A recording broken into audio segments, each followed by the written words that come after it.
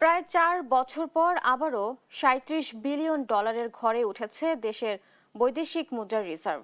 সাম্প্রতিক সময়ে রপ্তানি আয়, রেমিটেন্স প্রবাহ বৃদ্ধি, বৈদেশিক ঋণ ও বাজেট সহায়তা পাওয়া এবং বৈদেশিক মুদ্রা বাজারে স্থিতিশীলতা ফিরে আসায় রিজার্ভে ইতিবাচক ধারা তৈরি হয়েছে।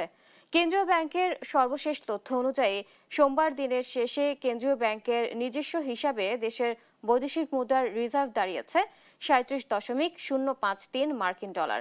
আর আন্তর্জাতিক মুদ্রা তহবিলের BPM-6 হিসাব পদ্ধতিতে রিজার্ভের পরিমাণ দাঁড়িয়েছে ৩২.480 বিলিয়ন ডলার। এর আগে ২০২২ সালের ২০ সেপ্টেম্বর সর্বশেষ দেশের বৈদেশিক মুদ্রার রিজার্ভ ৩৭ বিলিয়ন ডলারের ঘরে ছিল। তবে আমদানি ব্যয় পরিশোধের চাপের কারণে পরদিনই রিজার্ভ ৩৭ বিলিয়ন ডলারের নিচে নেমে যায়।